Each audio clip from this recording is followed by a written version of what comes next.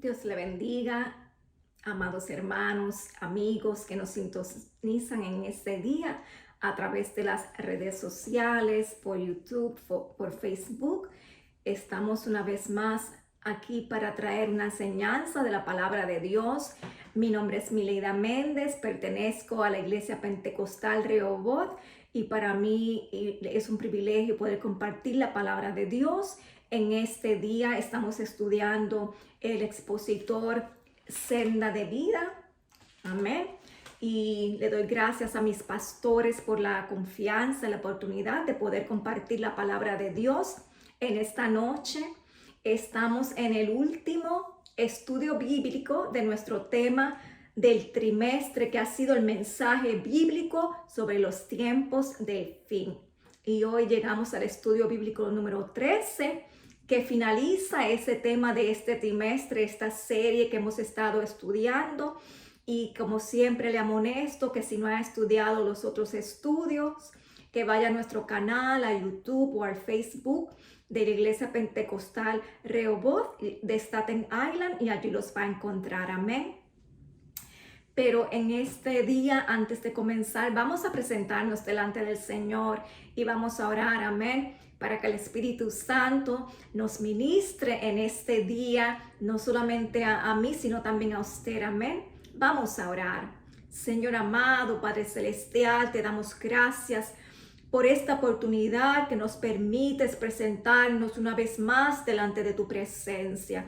Te damos gracias, Señor Padre Santo, por el privilegio de poder compartir con tu palabra, mi Dios, con mis hermanos, con los amigos que nos van a sintonizar, Señor. Te pedimos, Espíritu Santo, que tú tomes control, Señor, de todo lo que vamos a decir. Pedimos la unción, Señor, tu presencia santa y poderosa.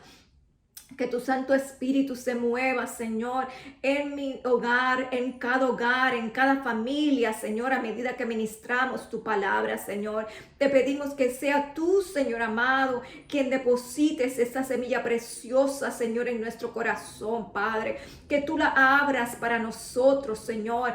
Pedimos de ti el entendimiento y la revelación y el conocimiento, Señor Padre Santo, por medio de tu Espíritu Santo, para que podamos conocerte mejor, para que podamos, Señor, vivir una vida agradable para ti, Señor amado, para que podamos cumplir la misión que se nos han sido encomendada, Padre Celestial, que es de anunciar, Señor, las buenas nuevas, Señor. En este día, Señor, permite, Padre Celestial, que cada uno pueda estar atento, Señor, con un corazón dispuesto a recibir, Padre Santo. Y a ti, Señor, nos encargamos de darte toda la gloria, de darte toda la honra y de darte toda la alabanza, mi Dios, porque solamente tú la mereces, oh Dios. Gracias, Padre Celestial. En el nombre de nuestro amado Salvador te lo pedimos. Amén, Señor. Amén.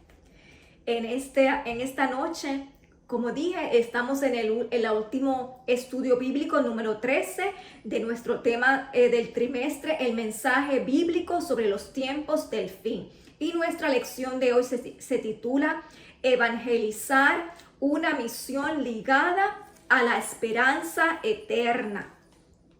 En este día, nuestra base bíblica se encuentra en el libro de los Hechos, capítulo 3, versículos 18 al 21, 24 al 26 y el capítulo 17 del 29 al 31. En los objetivos que deseamos alcanzar en esta noche son: número 1, comprobar que los estudiantes entienden la responsabilidad de la evangelización. Número 2, valorar la actitud de los hijos de Dios ante la gran comisión dada por Jesús. Y número 3, expresar en la conducta misionera el desafío que Dios nos ha hecho de evangelizar. Y antes de proseguir, ¿verdad? Quisiera, como dijimos, nuestro título de nuestra lección es evangelizar, una misión ligada a la esperanza eterna.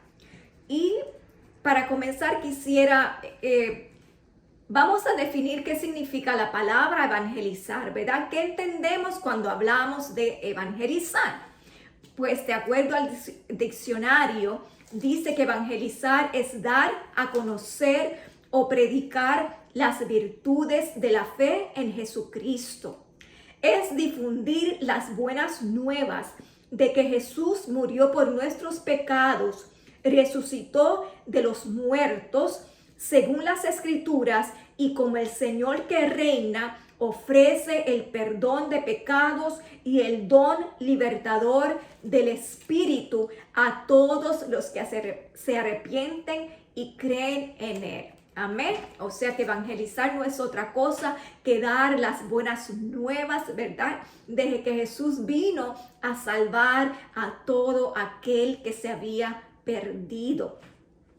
Y vamos a ver que dice evangelizar, una misión ligada a la esperanza eterna. Entonces, si ya sabemos qué es evangelizar, ¿qué es esperanza? ¿Verdad? ¿Cuál es esa esperanza? Y me gustaría también tomar el momento para definir qué es esperanza, ¿verdad? Para que así podamos tener un mejor entendimiento. Se dice que la esperanza es un estado de ánimo en el cual se cree que aquello que uno desea o pretende es posible, ya sea a partir de un sustento lógico o en base a la fe. Quien tiene esperanza considera que puede conseguir algo o alcanzar un determinado logro. Amén. Esa es la explicación que nos da el diccionario de lo que es esperanza. O sea, es un estado de ánimo, es conocer, ¿verdad? Y en este caso decimos a través de la fe, de lo que queremos alcanzar. En este caso es la esperanza eterna, que lo vamos a lograr, ¿verdad? Y lo sabemos a través de la fe porque es promesa de Dios. También sabemos que la esperanza es una de las 3 virtudes teológicas, ¿verdad? Junto a la fe y al amor, que eso lo encontramos en Corintios, ¿verdad? En el capítulo 13, versículo 13, que dice que la mayor, ¿verdad? Que permanece en la fe, la esperanza y el amor, pero el mayor de ellos es el amor. Entonces dice que para la teología cristiana, la esperanza es la virtud que capacita al hombre para tener confianza de alcanzar la vida eterna con la ayuda de Dios. Amén. Entonces en este día, en esta noche, cuando usted nos sintonice, ¿verdad? Vamos a estar estudiando que es necesario evangelizar, es una misión ligada a la esperanza eterna. Hablamos las buenas nuevas que el Señor nos ha dado, porque queremos difundir que hay esperanza eterna para todos nosotros. Amén.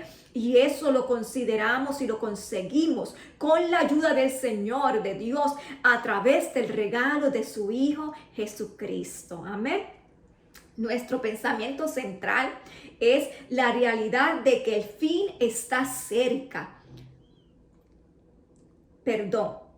La realidad de que el fin está cerca nos debe hacer diligentes en la evangelización del mundo. Amén. Dice, estamos en unos tiempos, ¿verdad? Que nos damos cuenta, ¿verdad? Que el reloj de Dios va bastante acelerado, ¿verdad? Entonces dice que esa realidad de que el fin está cerca nos debe hacer diligentes en la evangelización, del mundo. Entonces, ¿qué significa, ¿verdad? Ser diligentes. Dice, ¿qué es ser diligente? Diligente es un adjetivo para designar a una persona que obra o actúa con gran interés, esmero y eficacia para la realización de sus trabajos, tareas o encargo. Es diligente alguien que es ligero, rápido, pronto a la hora de hacer las cosas, buscar una solución o resolver un problema. Entonces, ¿qué es lo que queremos ver, verdad? En este día es que esa realidad de que estamos en estos tiempos tan difíciles, que el reloj de Dios está avanzando, nos debe a nosotros despertar como cristianos y como iglesia para ser diligentes, o sea, para darle la importancia que merece el que compartamos las buenas nuevas del Evangelio. Y hermano, algo que quiero, ¿verdad?, aclarar, esta comisión, esta tarea el Señor nos las dio y no es solamente para este tiempo. Nosotros hace tiempo que deberíamos estar compartiendo las buenas nuevas del Señor. Todos los días es una oportunidad, ¿verdad?, que Dios nos da para compartir esas buenas nuevas de salvación, para difundir un mensaje de esperanza, especialmente en estos tiempos que estamos viviendo, donde hay tanto caos en el mundo. Estamos llamados a ser esa luz, a difundir la luz de Cristo, amén, que alumbra nuestras vidas, para que también otras vidas sean alumbradas y puedan venir al conocimiento del Señor, amén. Vamos a ir ahora, ¿verdad? Nuestro texto áureo nos dice en Hechos 17:30, pero Dios, habiendo pasado por alto los tiempos de esta ignorancia, ahora manda a todos los hombres en todo lugar que se arrepientan, amén. Vamos a ver en este versículo, que no vamos a entrar con detalles ahora porque lo vamos a ver más adelante, pero vemos la urgencia que el Señor da a los hombres. Es un llamado al arrepentimiento, amén. Vamos a comenzar entonces con nuestra lección en esta mañana, amén. Nuestro punto número 1 dice: el llamado de la evangelización es el arrepentimiento y la conversión. Pero antes de entrar a nuestro punto número 1, ¿por qué no vamos a leer la introducción para en esta noche tener una idea más clara de la enseñanza que queremos traer, ¿verdad? Parte de nuestra enseñanza que vamos a aprender hoy es que no solamente tenemos la responsabilidad de predicar a toda criatura, sino de anunciarles el verdadero evangelio de Jesucristo. Amén. Porque sabemos que en los últimos tiempos, ¿verdad?, estamos viendo cómo se levantan las falsas enseñanzas, las falsas doctrinas, la apostasía que hemos estudiado en otras clases. Entonces, por eso es importante que llevemos el verdadero evangelio, amén, de Jesucristo. No hay otro mensaje, amén, sino el mensaje de la salvación por medio de nuestro Señor Jesucristo, el único mediador entre Dios y los hombres, amén. Entonces vamos a leer la introducción. Dice: la evangelización es tarea de todos y de todos los días. Este pensamiento recoge el sentir del Nuevo Testamento respecto a nuestra responsabilidad de dar a conocer las buenas nuevas de salvación. Cuando Cristo envió a sus discípulos a predicar, les dijo que habían recibido la gracia, que habían recibido de gracia. Por tanto, de gracia debían de dar. Y eso lo encontramos en Mateos 10:8. No solamente Él los envió, sino que su ministerio estuvo lleno de evangelización. Él dijo que había sido enviado a las ovejas perdidas de la casa de Israel. Lo podemos encontrar en Mateos 15:24. La visión de Jesús es que todos puedan conocer el evangelio y salvarse.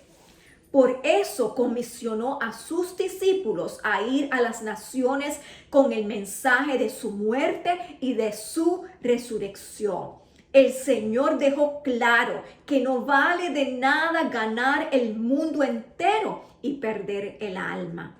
El libro de los Hechos recoge la historia de cómo Jesús, después de su resurrección, orientó a sus discípulos a hacer la evangelización. El orden que les dio para llevar el evangelio fue comenzar por Jerusalén, luego Judea, después Samaria y finalmente hasta lo último de la tierra. El Espíritu Santo vino sobre los primeros cristianos el día de Pentecostés y los llenó de poder para la obra de llevar el evangelio. Ellos recibieron un valor especial para enfrentar las persecuciones y establecer el evangelio en muchas ciudades del Imperio Romano.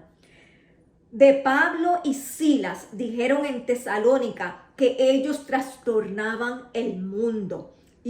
Eso se encuentra en Hechos 17:6. Y un orador llamado Tértulo acusó a Pablo de ser una plaga. Y esto se encuentra en Hechos 24:5.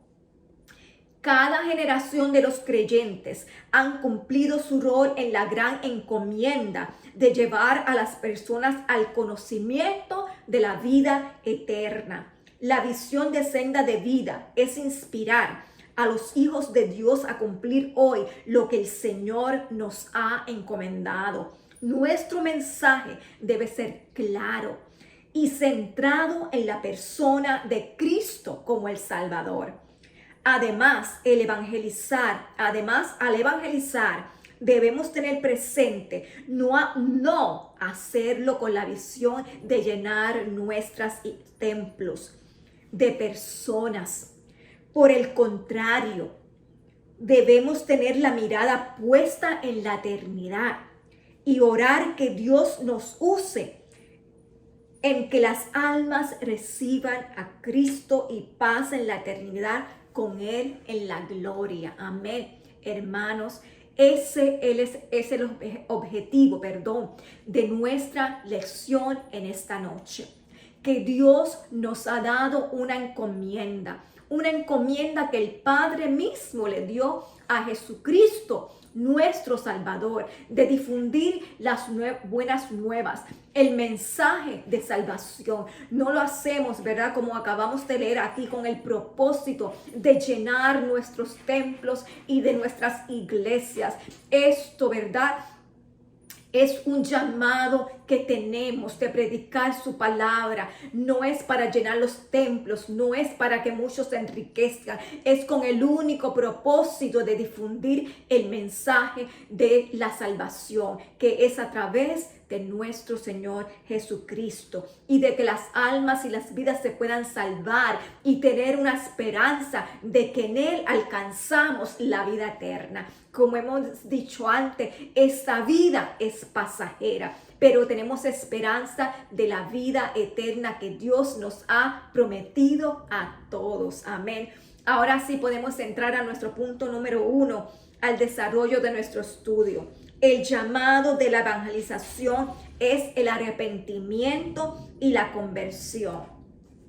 Y nuestro punto A dice: el mensaje de la cruz debe producir arrepentimiento y conversión. No hay otro mensaje, sino el del arrepentimiento, y que es necesario la conversión. Vamos a leer en Hechos capítulo 3, 18 al 19. Y antes de proseguir, ¿verdad?, una nota aclaratoria es que leemos este capítulo en el libro de los Hechos, capítulo 3, es donde vamos a comenzar nuestra lectura en el versículo 18, pero este capítulo está en contexto con la curación del cojo, ¿verdad?, que estaba sentado a la puerta de la hermosa, ¿verdad?, en el templo. Vamos a ver que esta parte que vamos a leerla ahora es el segundo discurso de Pedro, después que, ¿verdad?, todos conocemos esa historia. Si no es una historia hermosa, usted la puede leer cuando Pedro, ¿verdad?, se presentaron, ¿verdad?, Pedro y Juan en el templo, y allí había un cojo que estaba mendigando, ¿verdad?, y estaba pidiendo, y él le dijo: no tengo oro ni plata, pero lo que tengo te doy. Y allí, ¿verdad?, oró por él, y ese hombre, ¿verdad?, fue liberado de su enfermedad, y todos quedaron atónitos y maravillados. Entonces es en ese momento que Pedro da este discurso que vamos a entrar ahora, ¿verdad?, para explicarle a aquellas personas que estaban alrededor del templo, mayormente los judíos. Al ellos presenciar este milagro, muchos de ellos no entendían, ¿verdad?, porque ellos vieron que el cojo, cuando fue sano, comenzó a alabar y a glorificar y a saltar en el templo y a dar gracias a Dios.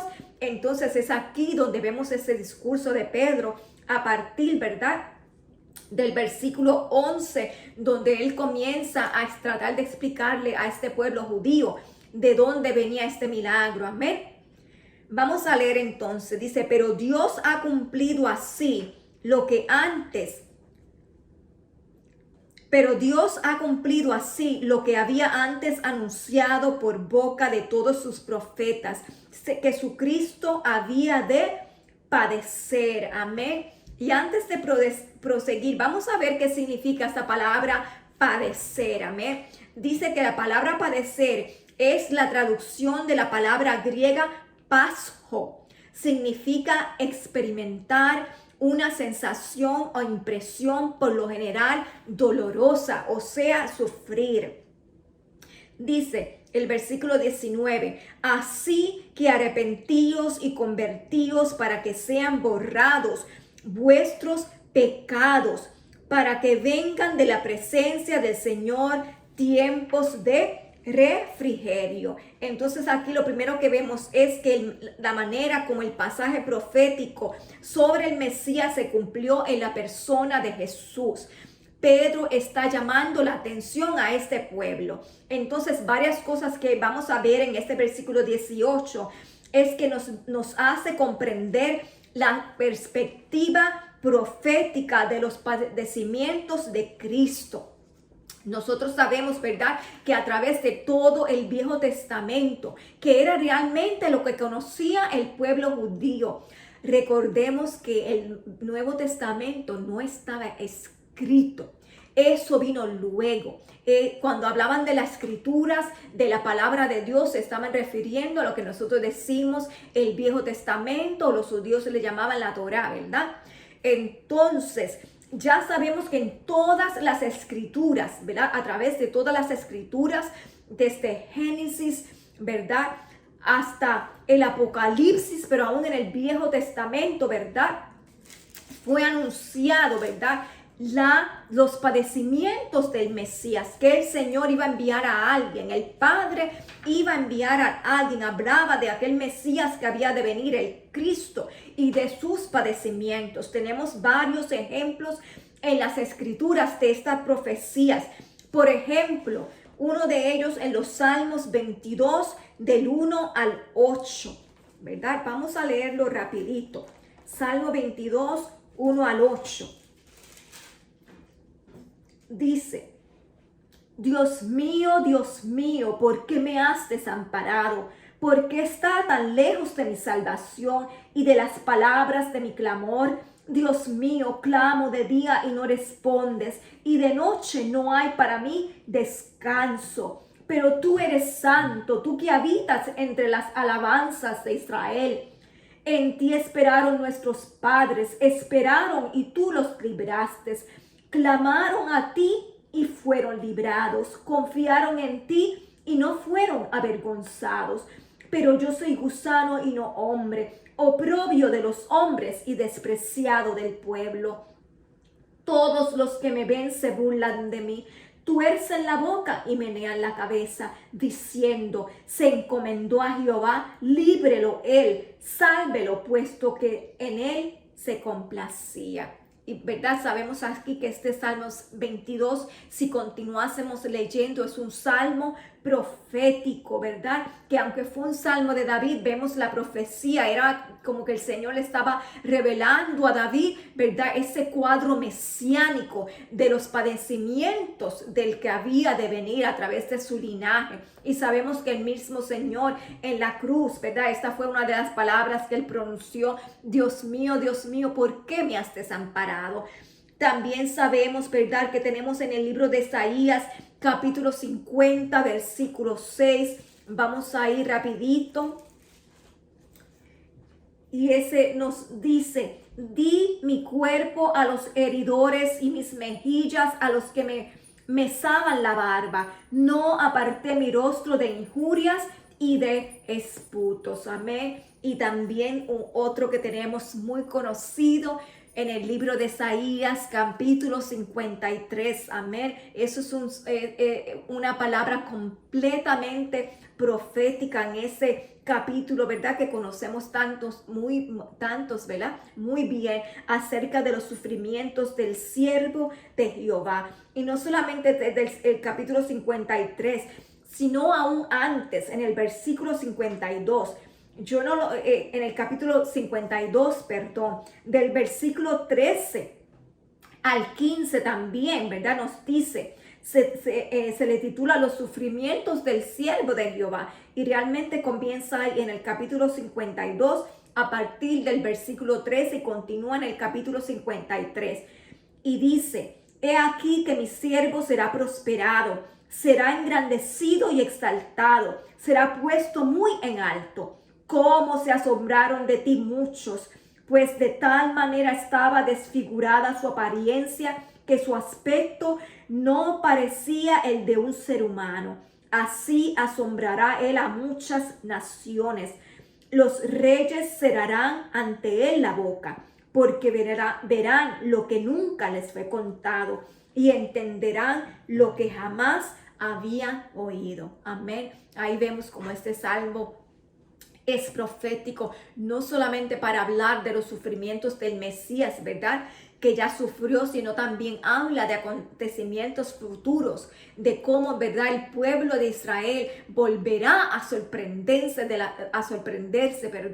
las maravillas de nuestro Dios. Amén.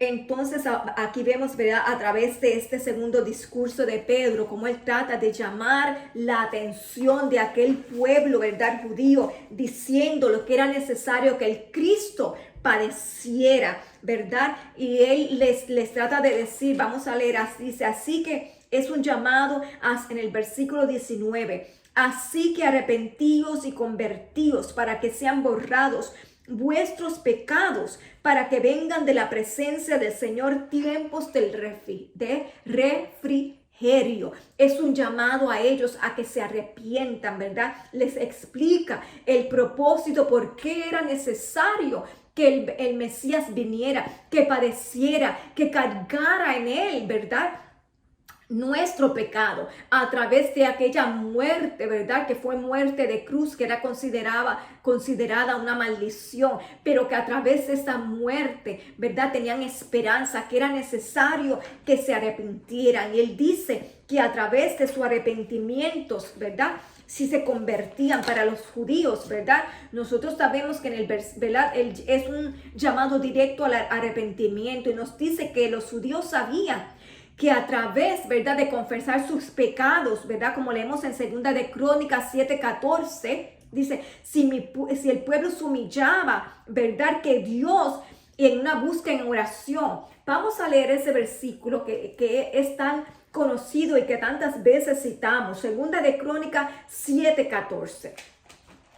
Dice, si se humilla mi pueblo, sobre el cual mi nombre es invocado, y oran y buscan mi rostro, y se convierten de sus malos caminos, entonces yo oiré desde los cielos, perdonaré sus pecados y sanaré su tierra. Los judíos sabían que el arrepentimiento era una forma de cambiar el pensamiento de Dios, que si había un verdadero arrepentimiento, con este versículo que acabamos de leer, y ellos se tornaban, ¿verdad?, que cuando decimos arrepentirnos es un tornar, es un volver atrás, es renunciar a nuestra forma de vivir que no está de acuerdo con la forma de Dios, ¿verdad?, y no volver a ese pecado. Y entonces podemos esa separación entre Dios y el hombre que había, ¿verdad?, ya no existe, sino que a través de Jesucristo volvemos, ¿verdad?, a establecer esa relación con Él.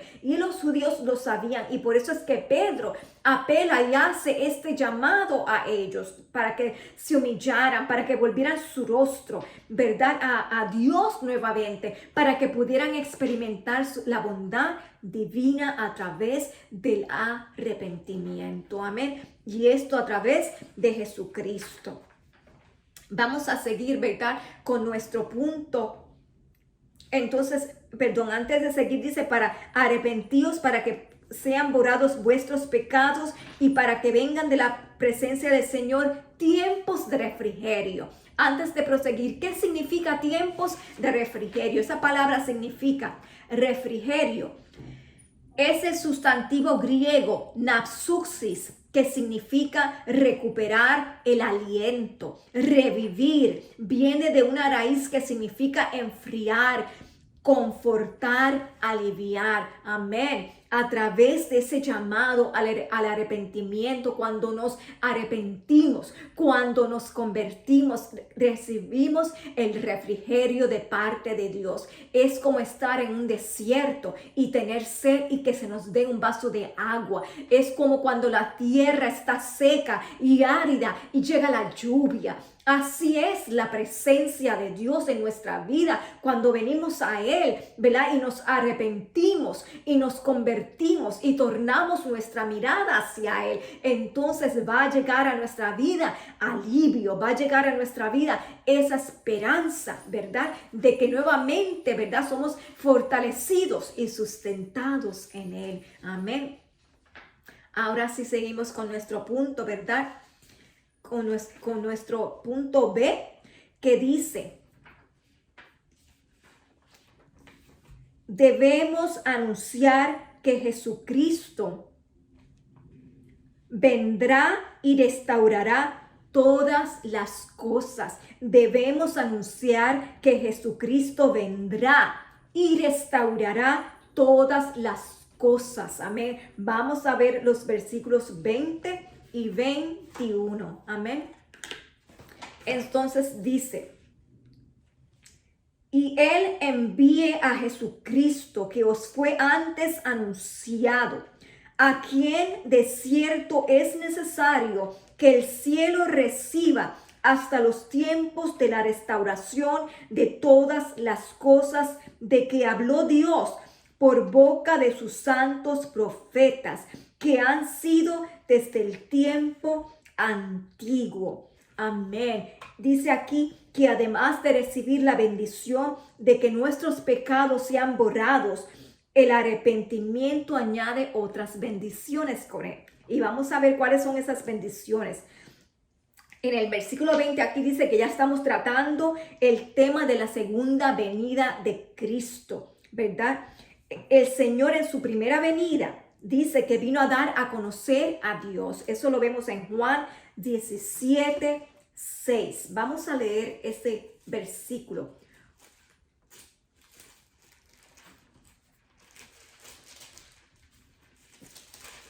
Juan 17:6 nos dice: he manifestado tu nombre a los hombres que del mundo me diste. Tuyos eran y me los vistes y han guardado tu palabra. El Señor, cuando vino a manifestar lo que el Padre le había dado. Vino a manifestar, ¿verdad?, que era el Salvador, que Él sería el Cordero inmolado, que Él era el Mesías prometido. Amén. Pero ahora dice que Él es Emmanuel y que es Dios con nosotros. Entonces nosotros tenemos que publicar y hablar ese mismo mensaje. No solamente que Él ya vino y que es nuestro Salvador y que a través de su muerte recibimos salvación, sino que Él va a regresar de nuevo. Ese es el mensaje de esperanza que tenemos que proclamar. El mensaje que Él volverá, un mensaje de esperanza para vida eterna. Esta vida es pasajera, pero ciertamente, como he dicho varias veces, estamos por esta vida peregrinando de pasadita. No es nuestra ciudad celestial. Amén. Y ese es el mensaje de esperanza que somos llamados a proclamar. Dice que Pedro asegura que Cristo regresará por la voluntad del Padre. Él es quien enviará a su Hijo a reinar con justicia. El Rey justo volverá. Amén. Como hemos hablado en otras lecciones. Entonces dice que tenemos que anunciar esta palabra en estos tiempos, porque la palabra, las escrituras, como se han cumplido todas las profecías, esta también se cumplirá. El versículo 21 que leímos aquí dice: a quien de cierto es necesario que el cielo reciba hasta los tiempos de la restauración de todas las cosas, de que habló Dios por boca de sus santos profetas, que han sido desde tiempo antiguo. Dice en el versículo 21, declara la necesidad que Cristo esté en el cielo hasta el tiempo de restaurar todas las cosas. Cristo está a la diestra del Padre, intercediendo por nosotros hasta el tiempo de que todas las cosas sean restauradas. Amén.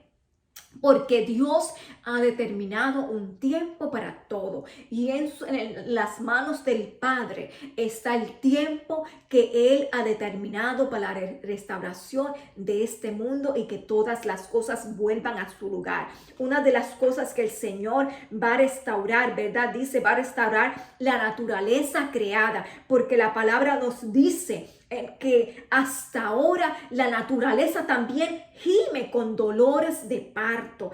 Eso lo vemos, ¿verdad? En Romanos 8, del 20 al 22. Vamos a leerlo rápidamente, amén. Romanos 8, del 20 al 22 dice: la creación fue sujetada a vanidad, no por su propia voluntad, sino por causa del que la sujetó en esperanza. Por tanto, también la creación misma será libertada de la esclavitud de corrupción a la libertad gloriosa de los hijos de Dios. Amén. Hermanos, sabemos que cuando el hombre, ¿verdad?, se corrompió con el pecado, no solamente el hombre sufrió el castigo, sino la misma creación. Igual como nosotros gemimos y clamamos, ¿verdad?, para que seamos restaurados, también la creación gime. Y esto lo vemos a veces tantas cosas que suceden en los terremotos, en las inundaciones, en tantas cosas, en cómo este planeta, ¿verdad?, está siendo de alguna forma, ¿verdad? Nosotros mismos causamos estos estragos por no cuidar de la tierra que Dios nos ha dejado, como nos encomendó. Entonces, esta creación gime juntamente con nosotros y lo dice como con dolores de parto, esperando, ¿verdad?, el ser restaurada. Sabemos que una mujer, ¿verdad?, como nosotras como mujeres que hemos tenido hijos, sabemos que los dolores del parto es necesario para que haya nueva vida, y así lo compara. Dice, la creación gime como con dolores de parto, está ansiosa, deseosa de traer nueva vida, de que todo sea restaurado, amén, a su lugar. Y es todos los estamos esperando, amén. Nosotros con la creación clamamos a Dios por esa restauración, amén. Entonces dice que debemos recordar que Cristo habló de la regeneración en su expresión plena en el marco de su segunda venida a reinar. Vamos a ver esta restauración, esa regeneración cuando Él venga a reinar nuevamente. Eso lo vemos en Mateos 19, 28. Vamos a leerlo. Mateos 19, 28 nos dice, Jesús les dijo, de cierto os digo que en la regeneración, cuando el Hijo del Hombre se siente en el trono de su gloria, vosotros que me habéis seguido, también os sentaréis sobre 12 tronos para juzgar a las 12 tribus de Israel. Amén. El Señor mismo, Jesucristo, en este libro de Mateos fue quien habló acerca de esa nueva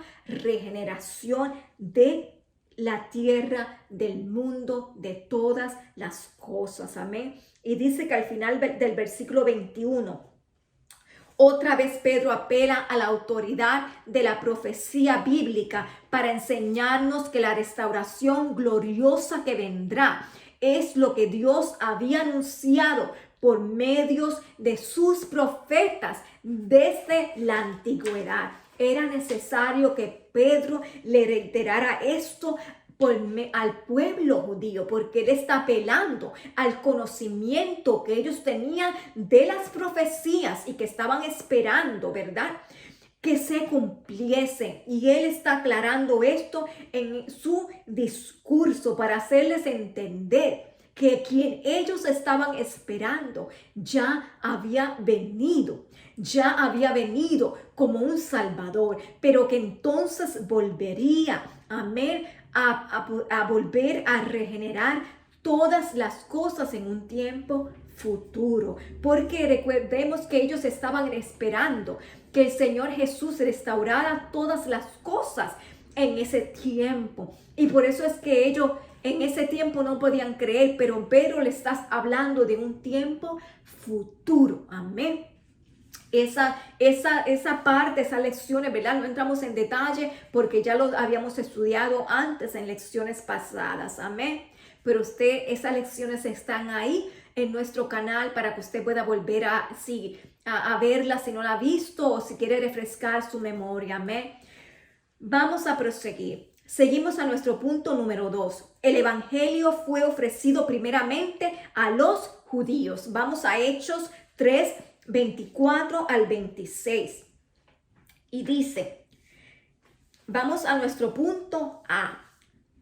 Todos los profetas desde Samuel anunciaron la venida del Salvador. Hechos capítulo 3, versículo 24, lee así.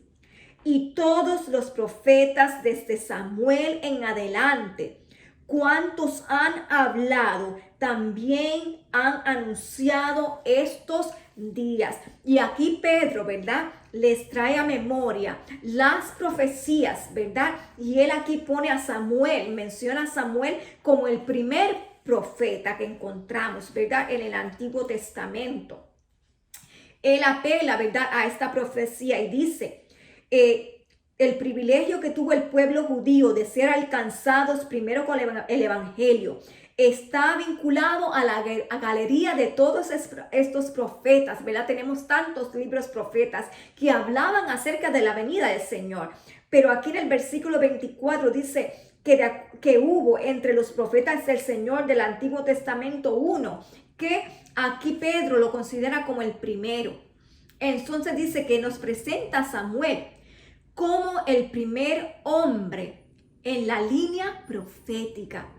Dice que Samuel fue el primero quien ungió al primer rey de Israel, ¿verdad? Que sabemos que fue Saúl, pero también sabemos que bajo su ministerio fue ungido David como rey, el cual es un tipo de Cristo, el rey venidero. Sabemos que Saúl, ¿verdad?, fue desobediente a Dios, y por eso Dios, ¿verdad?, llamó y ungió a David, que no estaba de acuerdo quizá a lo que el pueblo esperaba, pero fue a quien Dios escogió, y que del linaje de David vendría el rey de reyes y el señor de señores, de su simiente. Dice que aquí él lo anuncia, ¿verdad?, como el rey de reyes y señor de señores. Vamos a ver eso en segunda de Samuel 7:12. Vamos a leer ese versículo. Segunda de Samuel 7:12 dice, y cuando tus días se hayan cumplido y duermas con tus padres, yo levantaré después de ti a uno de tu linaje, el cual saldrá de tus entrañas, y afirmaré su reino.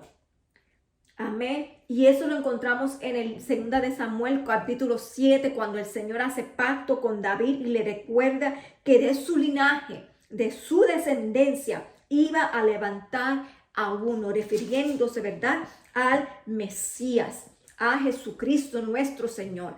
Dice que Jesús le dio tanta autoridad al ministerio de los profetas que en el camino a Emaús, después de la resurrección, le citó a sus discípulos, amén, la palabra profética de la antigüedad que se había dicho de él. ¿Se recuerdan esa historia? En el libro de Lucas, capítulo 24 al 27, nos habla, ¿verdad? Es una historia tan hermosa. Uno de nuestros capítulos favoritos, donde el Señor se revela a estos discípulos, ¿verdad?, que después de su resurrección, ellos van, hay dos, ¿verdad? Que van de camino a Emaús, y el Señor les habla, les recuerda las profecías que ya habían sido dadas acerca de él. Y vamos a leer ahí en Lucas, vamos a ir a leer rapidito ahí al libro de Lucas, amén. Ese incidente, usted puede leer todo el capítulo. Yo solamente voy a tocar, ¿verdad? Unos versículos en el libro de Lucas 24, del 25 al 27. Dice: entonces él les dijo, hablando aquí del Señor Jesús, cuando confronta, ¿verdad? O aparece donde están estos dos discípulos hablando y discutiendo después de su muerte las cosas que habían sucedido. Les dice: entonces él les dijo, insensatos y tardos de corazón para creer todo lo que los profetas han dicho. ¿No era necesario que el Cristo padeciera estas cosas y que entrara en su gloria? Y comenzando desde Moisés y siguiendo por todos los profetas, les declaraba en todas las escrituras lo que de él decían. Amén.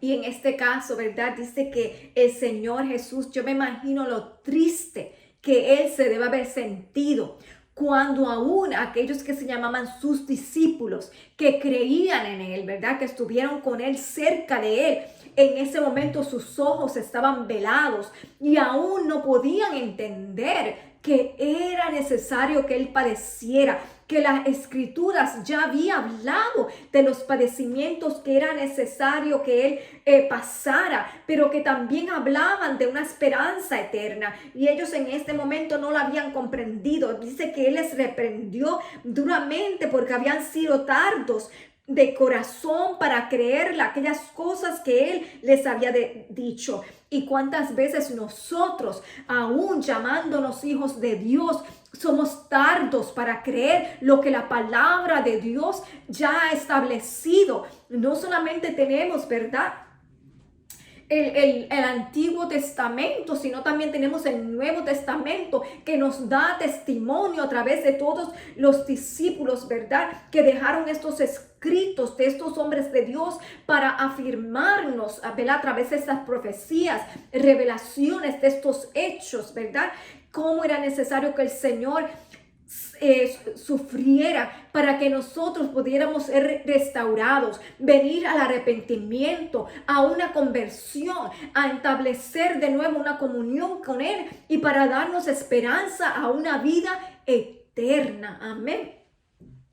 Vamos a seguir y ese es el mismo mensaje, ¿verdad?, que nosotros estamos llamados a seguir proclamando estas buenas nuevas que nos han alcanzado a nosotros. Tenemos que proclamarlas, amén, para que otros también puedan recibir la buena noticia, amén. El punto B nos dice que los judíos fueron los primeros en recibir la oferta de bendición de Cristo. Vamos a leer el versículo 25 y el 26. El versículo 25 y 26 dice: vosotros sois los hijos de los profetas y del pacto que Dios hizo con nuestros padres, diciendo a Abraham: en tu simiente serán benditas todas las familias de la tierra. A vosotros primeramente Dios, habiendo levantado a su Hijo, lo envió para que os bendijese, a fin de que cada uno se convierta de su maldad. Amén. Ahora vemos aquí que lo que nos dice, ¿verdad?, que los judíos fueron los primeros en recibir la oferta de bendición de Cristo. Dice: vosotros sois los hijos.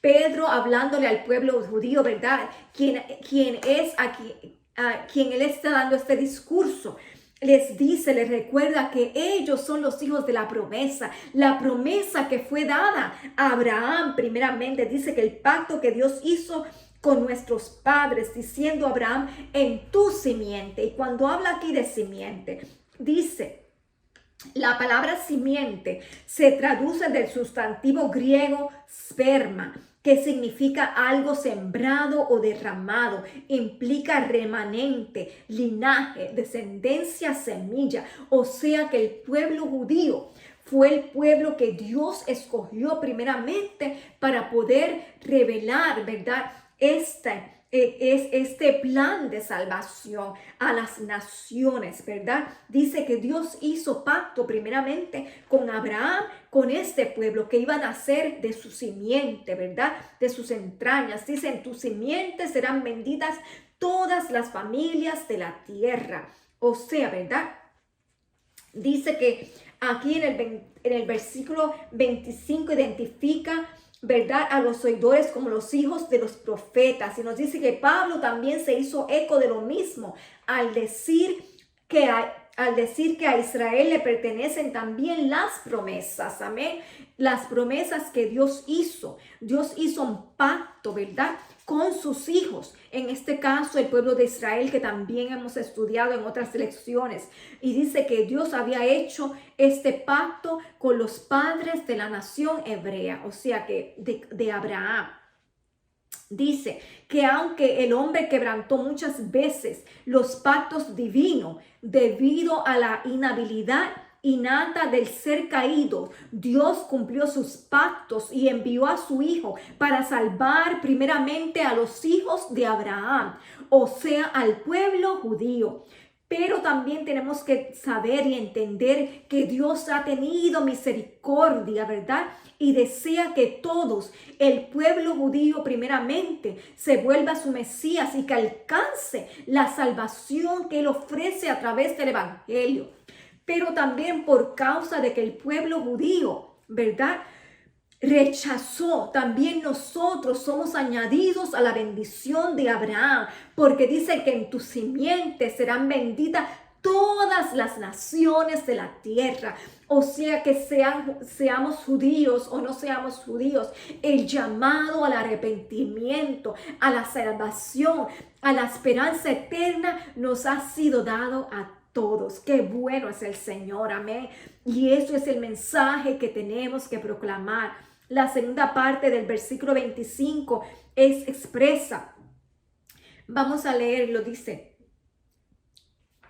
lo que acabamos de decir, ¿verdad? Que todas las familias de la tierra son bendecidas, que aunque los judíos rechazaron este mensaje, la bendición nos alcanzó. Vamos a leerlos en Gálatas 3:14, amén. Vamos ahí a Gálatas.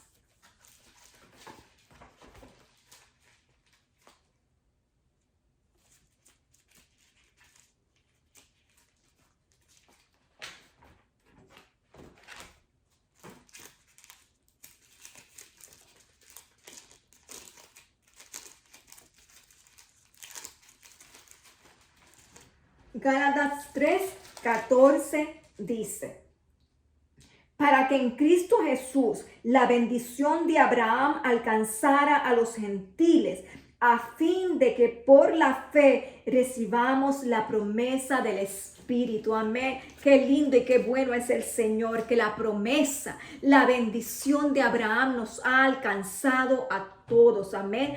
Y por eso dice aquí, ¿verdad?, que el mismo apóstol Pedro fue usado para llevar inicialmente el evangelio a familias gentiles. Él fue con Juan a Samaria para que los gentiles allí recibieran el Espíritu Santo, ¿verdad? Lo encontramos allí, ¿verdad?, en el libro de los Hechos, capítulos 8, versículo 14 y 15, ¿verdad? Y luego del 10, del 24 al 48, sabemos que fue Pedro quien fue enviado a la familia de Cornelio, ¿verdad?, que él era un centurión gentil, para que ellos recibieran la salvación, y no solamente la salvación, sino la promesa del Espíritu Santo. Amén. Qué bueno que la promesa de Dios nos alcanza a todos. Todos tenemos acceso a esta bendición. Amén. Dice que el versículo 26 otra vez les recuerda a los judíos que ellos fueron los primeros en ser bendecidos con el hecho de que Dios les enviara a su Hijo. Amén. dice que vamos a leerlo nuevamente, el versículo 26, rapidito. Dice, a vosotros primeramente Dios, habiendo levantado a su Hijo, lo envió para que os bendijese, a fin de que cada uno se convierta de su maldad. Y vamos a ver cuando dice aquí, ¿verdad? Que nos bendijese, os bendijese. Dice, esta forma verbal viene del griego eulogeo, que significa hablar bien de, agradecer o invocar una bendición sobre, prosperar. En su raíz identifica lo que es bueno.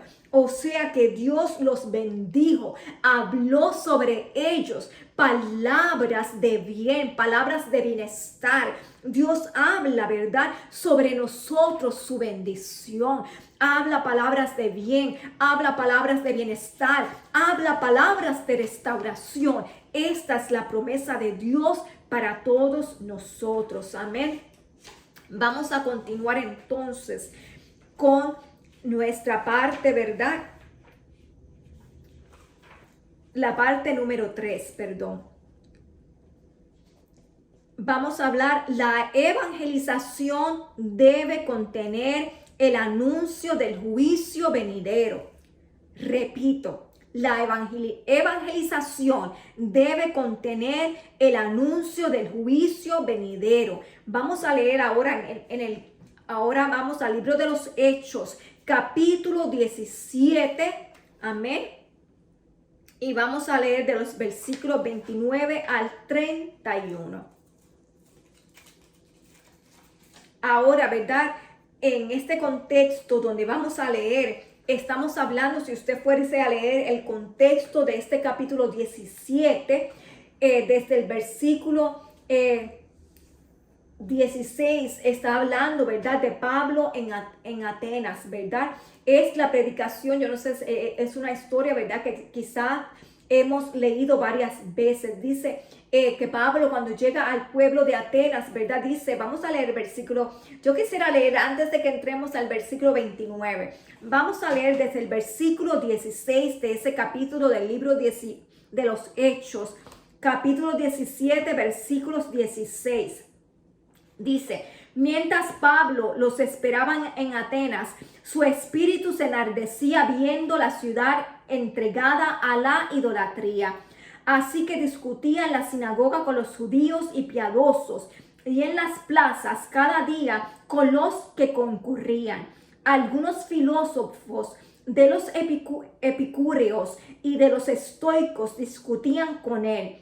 Unos decían, ¿qué querrá decir este palabrero? Y otros, parece que es predicador de nuevos dioses. Amén. El tiempo no nos alcanzaría para leer, ¿verdad?, todo esta historia que aquí encontramos, pero sabemos que cuando él llega a Atenas, dice que Pablo se enfureció porque ellos en esa ciudad le tenían dioses para todo, para diferentes cosas, y él allí ve que hasta tienen una estatua al Dios no conocido. Entonces es aquí, ¿verdad?, donde él dice que su espíritu, el espíritu de Pablo ardía al ver tanta idolatría. Y nosotros, ¿verdad?, el punto que queremos señalar en este día, uno de los puntos, dice que el evangelismo requiere señalar como pecado la idolatría. Nosotros también estamos llamados, ¿verdad?, como parte de nuestro mensaje a proclamar el evangelio, de que es necesario que nosotros nos volvamos de la idolatría, ¿verdad? Muchos de nosotros vivimos en otros tiempos en esa idolatría, pero Dios nos sacó, ¿verdad?, de ese lugar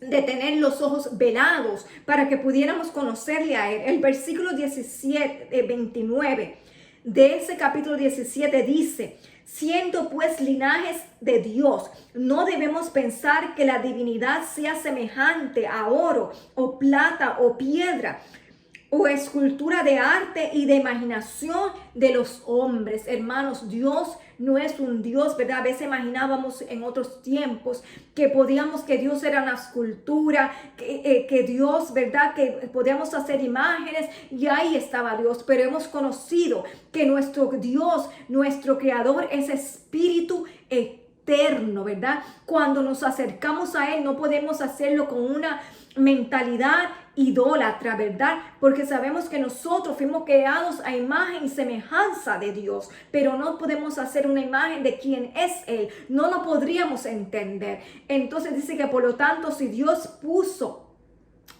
poner su imagen espiritual y su semejanza moral en la criatura humana, el creador no puede ser comparado con un objeto material. No podemos hacerlo un objeto material y adorarlo pensando que es Dios. Él está en todas partes, habita en nosotros a través de su Espíritu Santo. Es un Espíritu eterno y solamente a Él queremos adorar. No podemos adorar a dioses muertos, a cosas que nosotros hemos creado. No adoramos lo creado, sino al Creador. Amén. Así que el llamado es para que nosotros nos alejemos de la idolatría. Ese es el mensaje que también estamos llamados a proclamar. Era el mensaje que ardía en el apóstol Pablo. Dice cuando él presentó la fe como la lógica frente a la ignorancia de adorar a obra de manos. Amén. Dice que nosotros tenemos que entender que nuestro objetivo principal no es reprender al idólatra por su error, sino llevarlo al conocimiento de la verdad de Cristo, como nosotros hemos venido a ese conocimiento, ¿verdad? Dice que cuando también nos habla que cuando nosotros sacrificamos cosas a ídolos, ¿verdad? Estamos en realidad sacrificándolo a los demonios y no a Dios. También estudiamos esto en otra lección y el tiempo no nos alcanzaría, pero eso se encuentra en 1 Corintios 10, 20 a 21. Entonces estamos llamados a presentarnos a Dios en oración. No debemos imaginar con nuestra mente una figura preconcebida sobre la divinidad, sobre quién es Dios, ¿verdad? Nos acercamos a Él, ¿verdad? Conforme a Cristo nos enseñó que Dios es espíritu y es necesario que los que le adoramos, le adoremos en espíritu y en verdad. Amén. Eso de acuerdo a Juan 4:24. El Señor está llamando a verdaderos adoradores que le adoremos en espíritu y en verdad. No tenemos que crear cosas con nuestras manos y llamarle que es Dios ni ofrecer cosas, ¿verdad? Creyendo que esas cosas nos van a llevar al conocimiento de Dios, ¿verdad? Porque sabemos que nada que nosotros hayamos creado con nuestras manos puede ser representación de quién es Él, pues Él es espíritu eterno. Amén. Seguimos con el punto B. El evangelista debe anunciar el juicio venidero. Vamos a leer los versículos 30 al 31. Dice, pero Dios, habiendo pasado por alto los tiempos de esta ignorancia, ahora manda a todos los hombres en todo lugar que se arrepientan, por cuanto ha establecido un día en el cual juzgará al mundo con justicia, por aquel varón a quien designó, dando fe a todos con haberle levantado de los muertos. Amén. Pero Dios, habiendo pasado por alto los tiempos de esta ignorancia, amén, hermanos, en otro tiempo estábamos ignorantes, no teníamos conocimiento de la palabra de Dios, no teníamos conocimiento del plan de la salvación, pero una vez que nos es anunciado el evangelio, ¿verdad? Nuestros ojos son abiertos mientras no entendíamos, mientras no conocíamos, en el tiempo que la gente no entendía, ¿verdad? Eran juzgados cada uno de acuerdo a su conocimiento, porque Dios es Dios y juez justo. No nos juzga por lo que no conocemos, pero sí nos juzgará por lo que sí conocemos. Y nosotros, habiendo conocido, teniendo ahora, ¿verdad?, el conocimiento de lo que es la verdad, entonces sí seremos juzgados por estas cosas. Dice que Pablo resalta aquí, ¿verdad?, a los atenienses, ¿verdad?, a este pueblo, él les resalta que era necesario volverse de la idolatría. Y es lo mismo que hablamos ahora, cuando tenemos conocimiento de lo que es bueno, de lo que es malo, que ya no adoramos a ídolos creados, ¿verdad? Que ya, ¿verdad? Dice aquí que Dios, después que pasó todo por dentro en alto, nos llama a venir a la luz del evangelio, al mensaje del evangelio, a proclamar las buenas nuevas, que sí habrá un juicio para cuando nosotros conocemos el bien, no lo hacemos, entonces actuamos con maldad. Dice que se nos ha hablado, ¿verdad? Dice que ahora la luz de Cristo fue revelada y sabemos que Él murió por nuestros pecados. Este es el mensaje absoluto que queremos hablar y predicar para que nos arrepintamos. Ese es el llamado que Dios nos está haciendo. Y aquí Pablo usa un elemento jurídico, dice en el versículo 31, al presentar lo imperativo del arrepentimiento. Dice que Dios ha establecido un día para el cual Él juzgará al mundo con justicia a través de Cristo. Vamos a ver, ¿verdad? Aquí dice, en esta palabra dice, donde dice que juzgará. ¿Qué significa juzgará? Vamos a leer, dice, juzgará es la forma verbal griega, melo, transmite la idea de expectación, estar a punto de ser, hacer o sufrir algo. Viene de una raíz que significa ser de interés o interesar. O sea que nosotros estamos a la expectativa de que el Señor dice,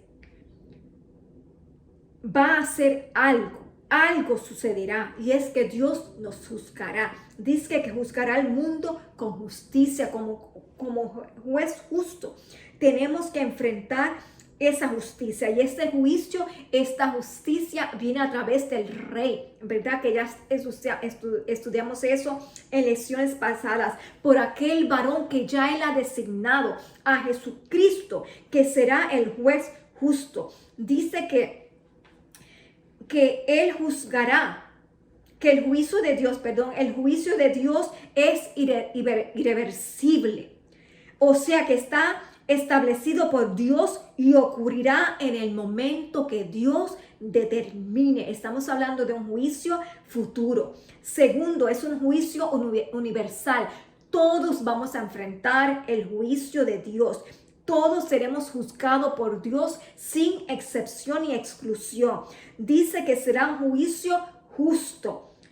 Sabemos que el Señor no hace imparcialidad de personas. Todos seremos juzgados según nuestros hechos.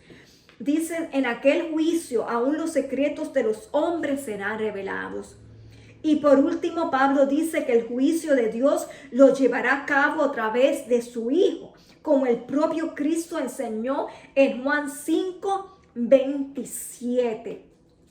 Y es que yo quiero ir a leer eso, Juan 5:27, donde el Señor mismo dice, y además le dio autoridad de hacer juicio por cuanto es el Hijo del Hombre. Amén. Antes de concluir, quisiera leer desde el 24. Vamos a leerlo nuevamente. De cierto os digo, el que oye mi palabra y crea al que me envió, tiene vida eterna y no vendrá a condenación, sino a que ha pasado de muerte a vida. De cierto os digo, viene la hora, y ahora es, cuando los muertos oirán la voz del Hijo de Dios, y los que la oigan vivirán. Como el Padre tiene vida en sí mismo, así también ha dado al Hijo el tener vida a sí mismo. Y además le dio autoridad de hacer juicio, por cuanto es el Hijo del Hombre. No os asombréis de esto, porque llegará la hora cuando todos los que están en los sepulcros oirán su voz, y los que hicieron lo bueno saldrán a resurrección de vida, pero los que hicieron lo malo a resurrección de condenación. Con esto, hermanos, queremos concluir que sí hay un juicio que vendrá, que nuestro Señor Jesucristo será quien ejecutará ese juicio, que todos tenemos la oportunidad de proclamar el mensaje de esperanza y de salvación, que a todos se nos está haciendo un llamado hacia el arrepentimiento, que a todos se nos hace un llamado a convertirnos, o sea, el volver nuestro corazón a Dios, a nuestro Padre Celestial, a nuestro Creador, que todos podemos recibir esa salvación. Entonces a nosotros en este día se nos da la encomienda de hablar las buenas nuevas de salvación. La pregunta es, ¿estamos cumpliendo esa encomienda? Porque esa encomienda es desde siempre. Ese mensaje se nos ha dado siempre para proclamarnos, no solamente en estos tiempos. Estamos viviendo en unos tiempos, ¿verdad? Donde ahora decimos, oh, por todas las cosas que están sucediendo, es que tenemos que proclamar el mensaje. Pero hermanos, no. Esa encomienda ha sido desde siempre, desde que le conocimos y en nuestra vida hubo un cambio, ¿verdad? Estamos llamados a proclamar esa buena noticia. Cuando usted recibe una buena noticia, un regalo de vida, que es lo que hemos recibido, ¿cómo es que no lo vamos a querer compartirlo? En esta noche, ¿verdad? La enseñanza principal de nuestro estudio es que sepamos entregar realmente el evangelio de Cristo que se nos ha sido dado, de llevar esta palabra de vida, ¿verdad? No solamente llevar esta palabra de vida, sino que también podamos llevar la palabra certera y verdadera conforme a lo que Dios nos deja establecido en su palabra. Porque hay muchos que están predicando una palabra que está llena de error, de apostasía. Pero nosotros no estamos llamados a predicar otro evangelio, sino a Jesucristo, quien murió por nosotros, al Cristo que fue crucificado, al Cristo que resucitó, al Cristo que es nuestro Mesías, que nos promete nueva vida y que restaurará todas las cosas, y a quien un día vamos a estar delante de su presencia y seremos juzgados con justo juicio, amén, y entraremos, Señor, en las moradas celestiales a recibir, ¿verdad?, esa nueva vida. Esa es la esperanza que somos llamados a publicar, la esperanza de la vida eterna. Nuestra vida debe ser un mensaje antes que expresemos con palabras el mensaje de salvación. ¿Qué queremos decir? Quiero leer esto nuevamente. Nuestra vida debe ser un mensaje antes que expresemos con palabras el mensaje de salvación. Hermanos, vamos a leer 2 de Corintios 3, 2 al 3. Para concluir, 2 de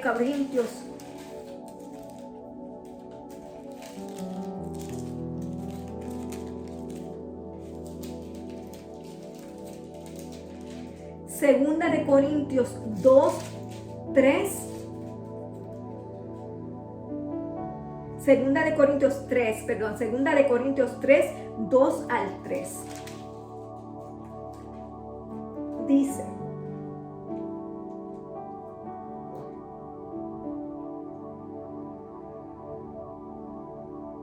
nuestras cartas sois vosotros, escritas en nuestros corazones, conocidas y leídas por todos los hombres, y es manifiesto que sois carta de Cristo, expedida por nosotros, escrita no con tinta, sino con el Espíritu del Dios vivo, no en tablas de piedra, sino en tablas de corazón, sino en tablas de carne del corazón. ¿Qué es lo que queremos decir en esta noche a través de esta palabra? Que bien, hermanos, estamos llamados a dar el mensaje de salvación, ¿verdad? Con nuestras palabras.